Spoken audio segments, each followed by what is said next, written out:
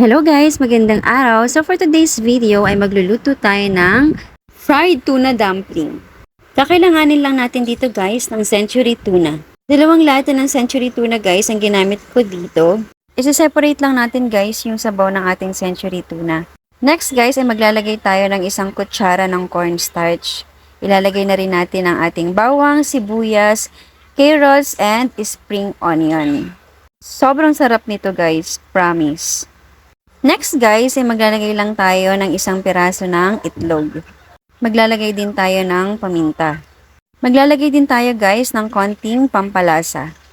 Kapag nilagay na natin guys ang lahat ng ingredients ay imekos-mekos lang natin to guys hanggang mag-well combine ang lahat ng ingredients na nilagay natin. Sobrang crispy nito guys at sobrang sarap. For sure, magugustuhan ito ng inyong mga anak. Masarap siyang papakin at pang-ulam guys. Masarap din siyang pampulutan. Char. Molo wrapper guys ang ginamit namin na pambalot sa ating tuna dumpling. Nilagyan lang namin guys ng tubig yung magkabilang gilid ng molo wrapper. Kasi guys ang magsisilbing lock ng ating dumplings. Hindi ko na guys na video yung pag-lock namin sa dumpling kasi namatay yung camera. Pero ganyang design guys yung ginawa namin. Used oil nga pala yung ginamit namin dito guys. Pinagprituhan ng baboy para tipid. Mahal na din kasi ng mantika ngayon.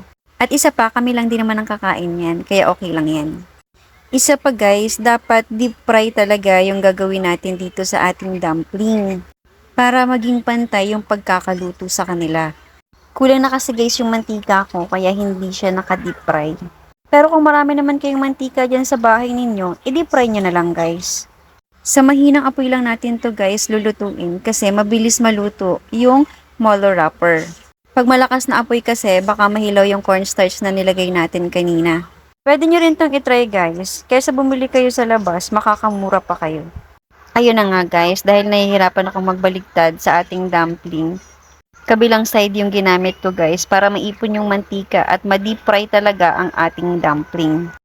Kanya-kanyang diskarte na lang yan guys. O, diba? Mas napabilis ang aking pagpiprito. Parang sa buhay lang yan guys eh.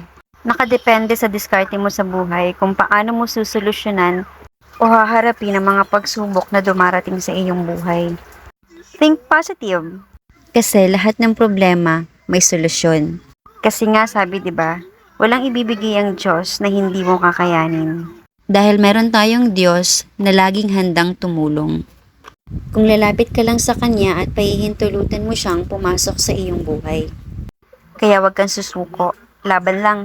Kaya naman, kung bago ka lang sa aking channel, please like, subscribe, and click the notification bell para lagi kang updated sa mga videos na i-upload ko.